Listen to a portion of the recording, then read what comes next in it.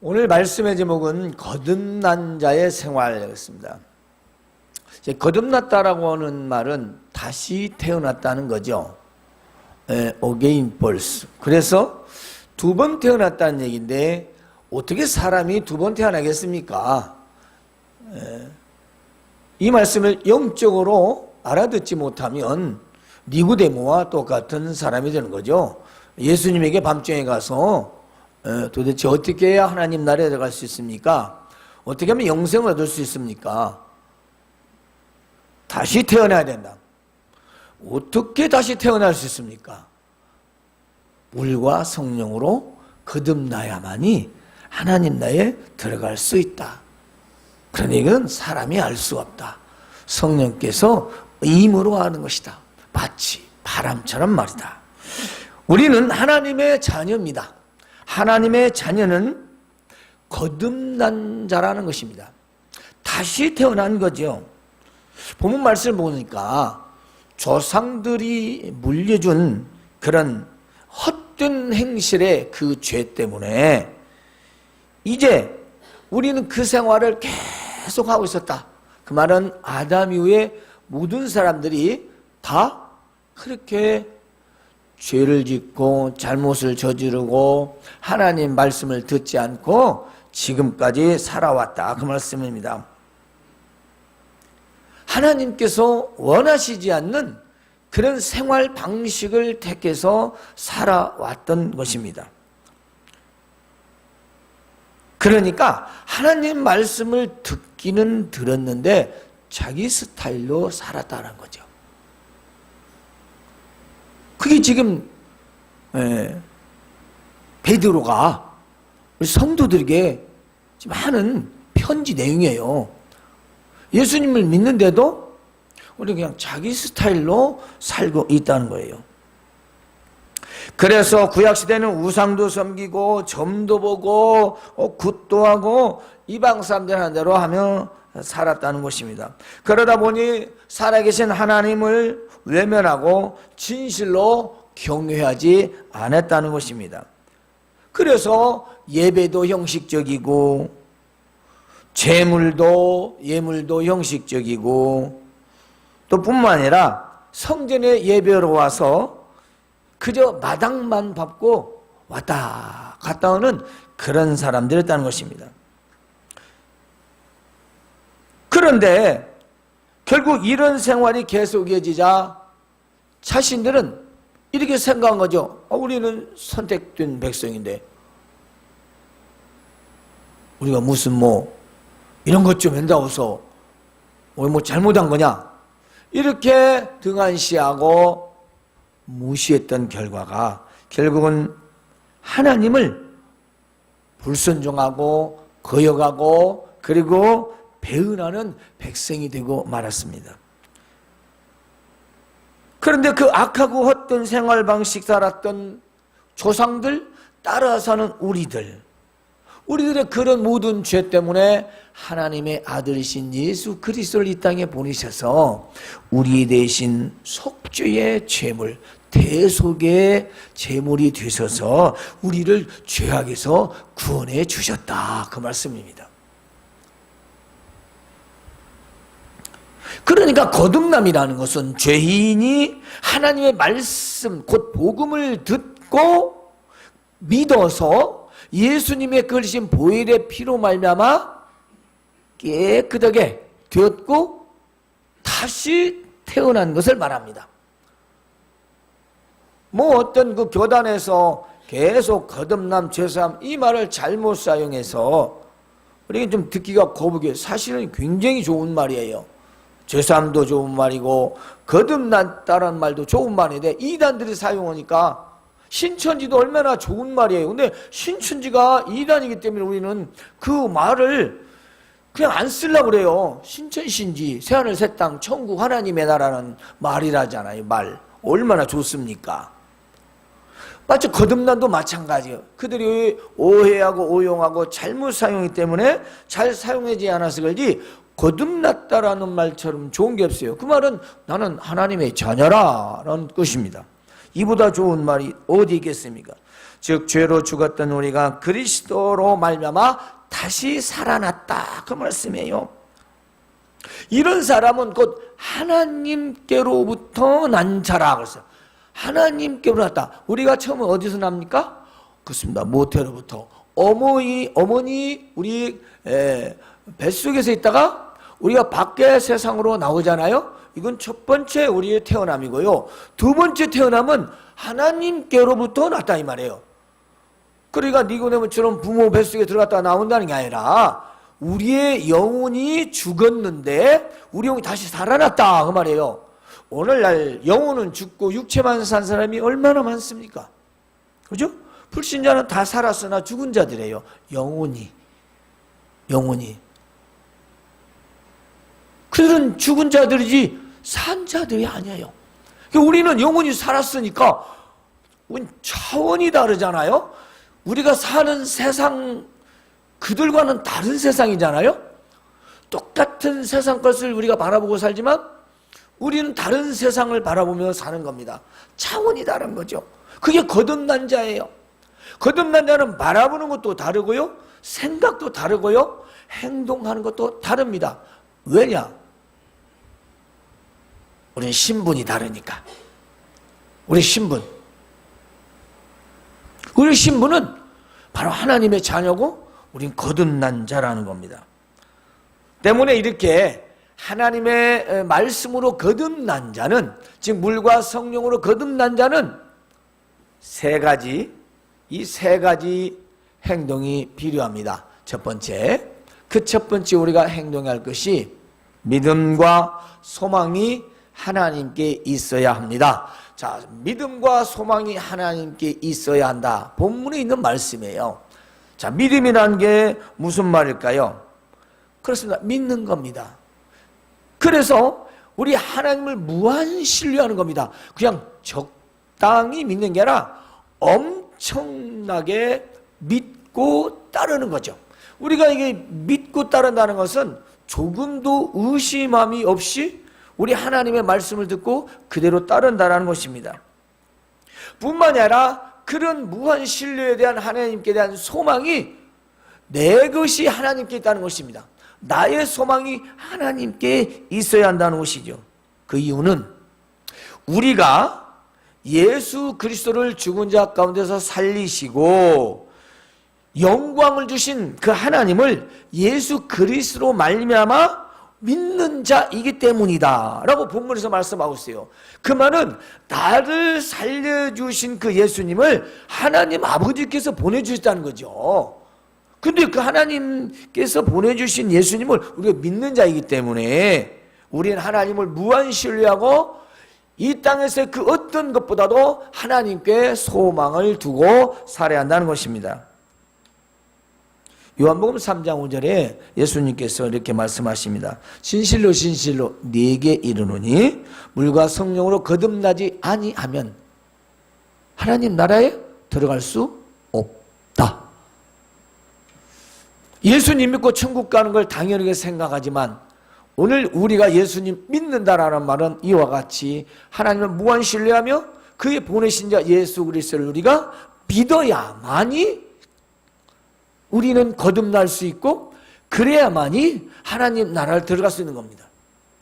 그냥 입으로만 믿습니다 이렇게 말하는 건 그냥 믿는 거지요. 그래서 그 믿음이라는 것이 무한 신뢰, 끝까지 신뢰하고 소망을 하나님께 두는 겁니다.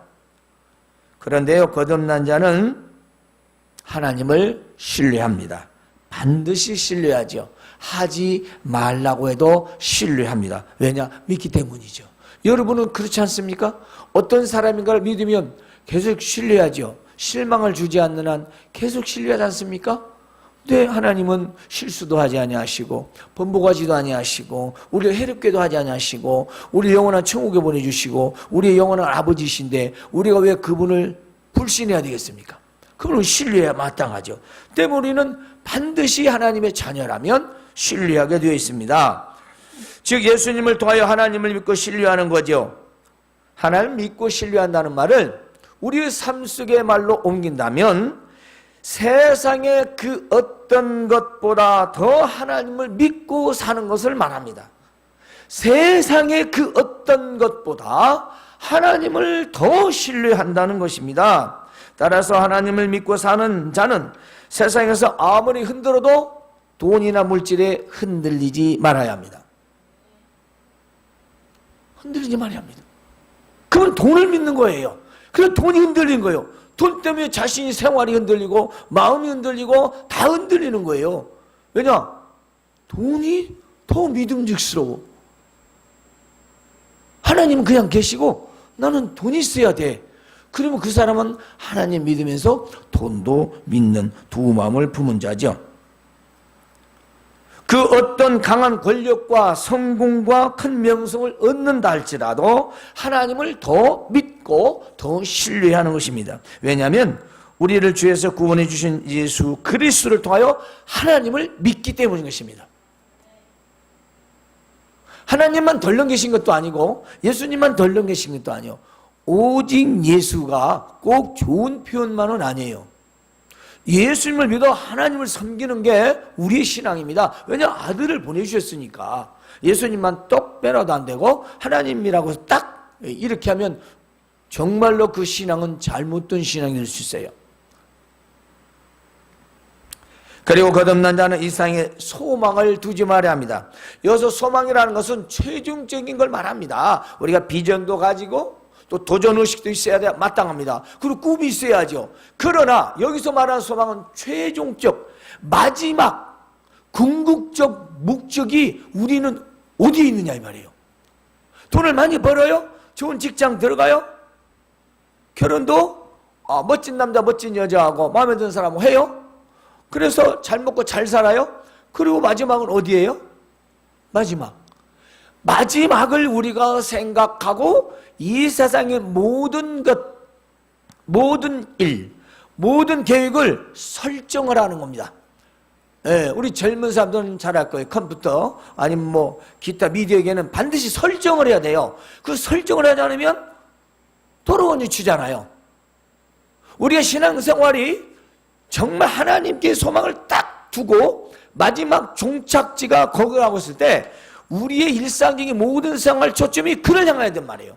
그런데 그건 두 번째고 나 이렇게 살아야 되고 나는 이렇게 일을 해야 되고 나는 이런 생각을 가지고 이런 목적을 가지고 자기 스타일로 계속하면 그 목적은 어디로 가냐? 하나님과는 점점점 멀어지는 V자로 가는 거예요. V자. 이렇게 돼도 괜찮은데 이렇게 계속 점점점 멀어서 나중에 하나님과는 전혀 다른 길로 가게 되는 겁니다. 왜냐하면 소망이 하나님께 없기 때문이죠. 현 시대는 하나님이 별로 필요 없는 시대라고 이구동성으로 목회자들이 말합니다. 왜냐하면 하나님보다 더 좋다라고 생각하는 것들이 아주 눈만 뜨면 다 있으니까. 물질이 있는 곳에는 인간의 쾌락이 있고 즐거움과 재미가 있지요. 그래서 하나님께 소망은 그저 죽어서 가는 곳이나 되는 것처럼 치부하는 경우가 많습니다. 아닙니다. 물과 성령으로 거듭나야 합니다. 말씀을 통해 다시 태어나야 하는 거지요. 오늘 때문에 우리는 하나님께 소망을 두고 산다는 것은 한마디로 말씀드리자면 이 땅에 구속받지 않고 사는 삶을 말합니다. 하나님께 소망 뒀다는 것은 이 땅의 삶에 내가 구속받지 않는 거예요. 잘 살고 못 살고 그게 문제가 아닙니다. 뭐 직장이 좋고 안 좋고 내가 연봉이 얼마나 되고 안 되고 그걸 따지는 게 아니라 나는 내 형편과 삶이 이뤄갈지라도 이 삶에서 감사가 있고 이 삶이 끝나면 하나님의 영원한 나라가 있고 하나님은 나의 아버지시고 하나님은 나의 영원하신 절대자요 주권자요 전능하신 그 하나님이시니 내가 왜 이런 세상 일에 구속되어 살아야 하느냐 이 말씀입니다. 누구나 다 형편은 크고 작고 높고 낮고 어렵고 넉넉하고 할 수 있어요. 그렇지 않아요. 어떻게 모든 세상이 다 똑같아요. 공산주의도 그렇게는 못해요. 안 됩니다. 다 누구는 신앙생활 하면서 부유하고 어떤 사람은 신앙생활 살아가면서 가난하기도 하고, 어떤 사람은 늘 고통 가운데 살기도 하고, 어떤 사람은 힘들게 살아야 돼요. 그러나 한 가지, 하나님께 소망을 두고요, 마음의 평안은 있어야 합니다. 아니, 우리가 마음의 평안도 없이 어떻게 살면 어때요? 그런데 이 평안은 하나님께 소망을 두는 자만 있는 거예요. 세상에 소망을 두면 다른 사람 사는 것 바라봐야죠. 옷 입는 것, 집, 자동차, 세계 여행, 남들 하는 것 다 거기에 소망을 두면 나는 너무 초라하고 비천하고 내가 뭐 이렇게까지 살아야 되나? 라고 생각할 수 있습니다. 그건 세상 것을 더 믿는 거지요. 세상 것을. 때문에 우리는 이 땅에서 삶에 구속되지 않는 것을, 우리는 직장이든 그것이 가정이든 돈이든 명예든 그것에 끌려가지 말아야 합니다. 끌려가면 안 돼요. 우리가 분명히 놓고 뭔가 줄다리기 할 수 있겠죠. 마음에서 갈등도 생기고요. 복잡해질 수도 있습니다. 먹고 사는 문제 심각하죠. 수백 개씩 문을 닫는 지금 이 시대에 얼마나 힘들겠습니까? 먹고 사는 문제가. 그러나 이 세상을 누가 주관합니까? 인간의 생사화복을 누가 조장하십니까? 세상에 일어난 이런 엄청난 일들은 누가 주관하시는 겁니까? 우리 그걸 망각하면 안 돼요. 하나님이 하시잖아요. 하나님이 하시는 거 아닙니까? 그러면요, 우리가 하나님을 더 신뢰하고 하나님께 소망을 둔다는 건 당연한 말씀이 되는 것입니다. 때문에 우리는 세상 사람들의 가치관이 우리의 기준이 될 수 없습니다. 우리는 그 가치 기준이 뭐냐? 하나님 말씀입니다. 항상 살아있는 하나님 말씀이라고 보면 나와 있어요. 말씀은 항상 살아있어요. 죽은 말씀이 아니고.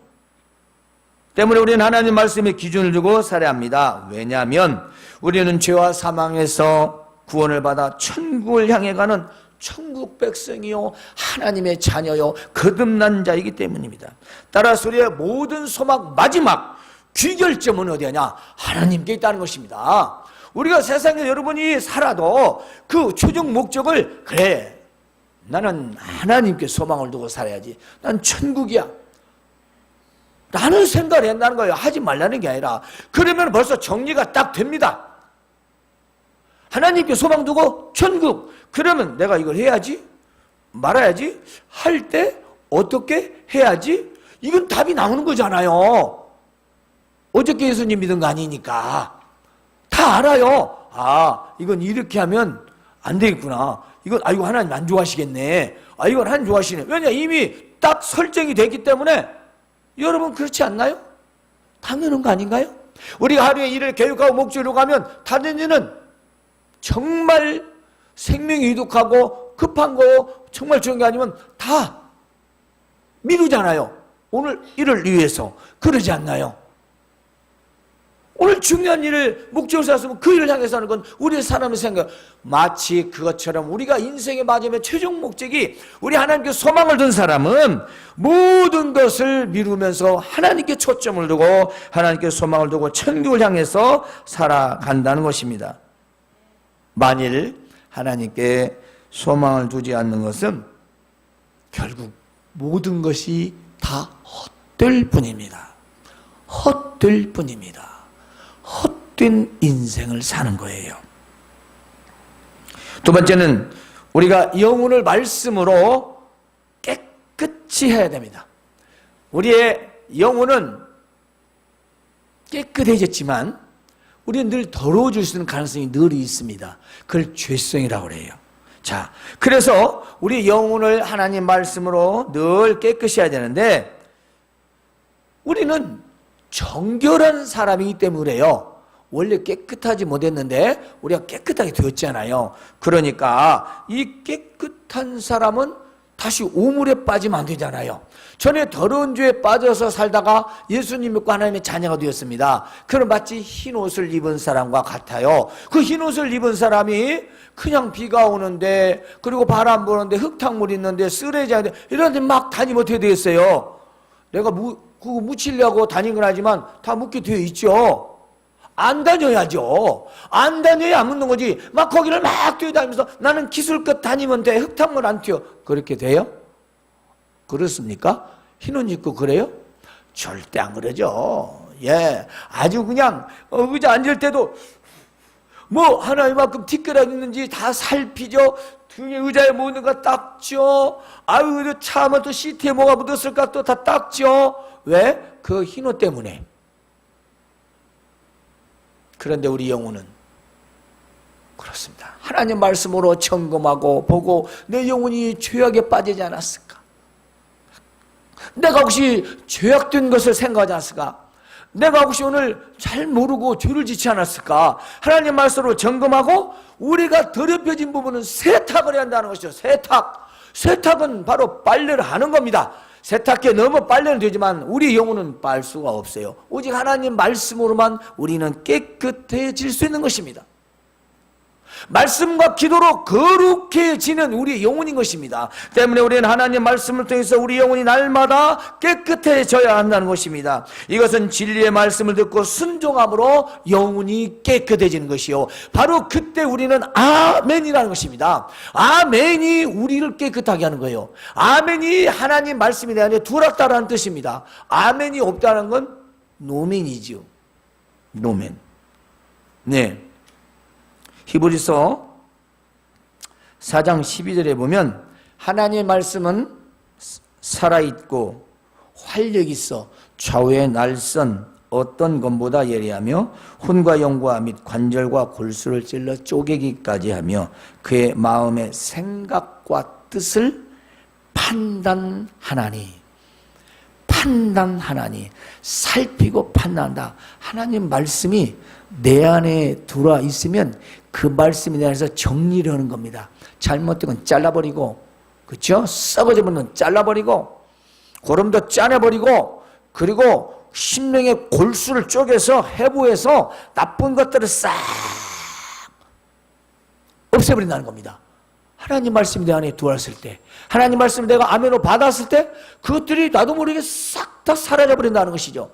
그런데 세상에 어떤 명강연을 듣고 아무리 재밌는 토크를 해도 하나님 말씀이 아니기 때문에 잠자고 나면 싹 다 잊어버려.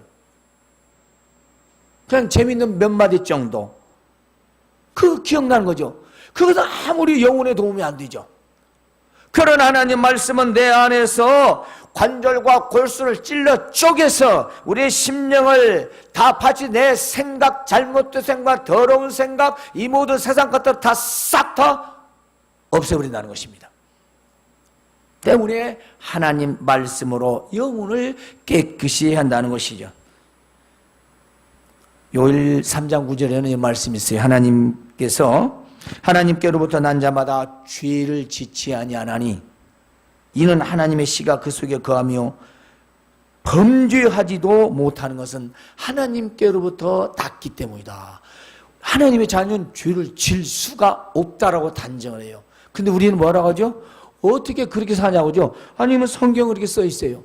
요한일서 3장 9절에 우리는 하나님께로부터 났기 때문에 죄를 짓지 않는데 죄를 짓고 싶어도 죄를 지을 수가 없다는 겁니다. 거듭났기 때문에. 제가 그러는 게 아니라 하나님 말씀이 그래요. 우리는 어물어물 넘어가면 안 되죠. 왜냐하면 우리는 하나님의 자녀니까. 우리는 누굽니까? 우리는 세상 사람이 아니잖아요. 우리는 하나님의 자녀입니다. 때문에 우리는요, 퀄리티가 달라요. 품격이 달라요. KS? 이건 KS하고는 비교가 안 돼요. 소리 좀 줄여주세요. 때문에 우리는 아직도 내 안에 죄성이 있어서 하나님 말씀을 듣지 않으면 내 영혼은 깨끗할 수가 없다는 겁니다. 그저 오늘 바르게 살아야지. 오늘 오늘은 정말 내가 순종하는 마음으로 살아야지. 오늘 또 사랑하며 살아야지 해도 그렇게 안 된다는 겁니다. 하나님 말씀을 듣지 않으면 안 된대요. 일주일에 한 번 설교 들어서 일주일 사느라고 수고 많으신 분들이 있어요. 어떻게 사시나? 날만에 들이 안 나는데. 응? 그러므로 하나님의 자녀는 거듭난 자로서 하나님의 말씀을 듣고 죄를 멀리하고 자기 영혼을 날마다 깨끗이 하고 살아야 합니다. 이제 세 번째로는요, 형제를 뜨겁게 사랑해야 합니다. 거듭난 자의 생활은 믿음과 소망을 하나님께 둬야 된다. 두 번째는 뭐였죠? 두 번째,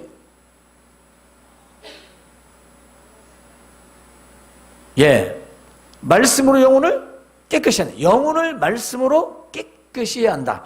세 번째는 바로 형제를 뜨겁게 사랑한다. 이 중요한 단어는 뜨겁게입니다. 뜨겁게. 형제를 뜨겁게 사랑하려면 진실해야죠. 형식적인 사랑은 뜨거울 수가 없어요. 이 뜨겁다라는 말을 설명해 드리겠습니다. 진실한 마음을 가지고 진실한 사랑을 할 때 그 뜨거운 그 사랑은 믿음만이 할 수 있습니다. 믿음이 아니면요, 이 사랑은 첫째 진실이 아니면 변절이 돼요. 그저 날씨 흐린 대로 갠 대로 좋았다가 싫었다 아주 변덕이 죽을 듯이 하는 건 인간적인 사랑이죠. 대가를 받으면 하고 대가가 없으면 안 하고 유익 있으면 하고 없으면 말고 내게 손해보면 안 하고 이익 되면 하고 전부 다 그런 식이에요. 그건 세상적 사랑이요. 하나님의 사랑을 받은 자는 그럴 수가 없습니다.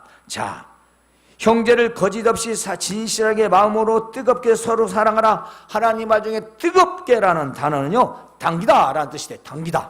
근데 이 당기다라는 건 뭐냐? 운동선수가 애써 자기 근육을 힘주는 겁니다. 온몸을 다해서 힘을. 그런데 이건 별 실감이 안 나고요. 달리는 말이 최고의 속도로 달려나갈 때 쓰는 말이 당기다래요. 이 말은 뭔 말이냐? 뜨겁게 라는 말은 말이 최고 속도로 달릴 때 쓰는 단어라 이 말이죠. 그러면 사랑을 말이 최고 속도로 달리는 그 속력의 힘, 그것을 바로 뜨겁게라는 거죠. 그렇게 형제를 사랑한다는 것입니다. 즉 긴장되어 쉬지 않고 열심히 맹렬히 사랑하는 태도를 말합니다. 즉 성도 간에 서로 뜨겁게 사랑하는 것은 그저 주일날 예배 만나니까 안녕하세요, 잘 지내? 뭔 일 있어? 이렇게 또 안부 묻는 것도 다행이에요. 요 정도 묻는 걸로 그런 식의 사랑은 뜨겁게 사랑하는 것이 아니라는 거죠. 주일날 인사 정도 하는 것은 그것은 사실은 그냥 인사지요. 서로가 가정과 직장과 아이들까지 무슨 일이 있었는지 알고 관심을 갖고 또 사랑하는 마음을 가지고 그에게 위로하고 실천하는 것입니다. 즉 주의 사랑으로 서로 관심을 가지고 집안에 무슨 일이 있었는지 연락도 하고 혹 어려운 일이 없었는가 문제가 있었으면 서로 함께 기도하고 서로 찾아가서 위로도 하고 도와주고 그렇게 서로의 친밀한 관계를 맺는, 그것이 뜨겁게 사랑하는 거죠. 아픈지 안 아픈지 죽었는지 살았는지 뭔 일이 있는지 많은지. 왜냐? 나도 죽었어. 나도 죽었대요. 그러면 내가 죽게 생긴데 누구를? 그러면 내가 죽게 생긴 건 누구 책임입니까? 목사님 책임인가요?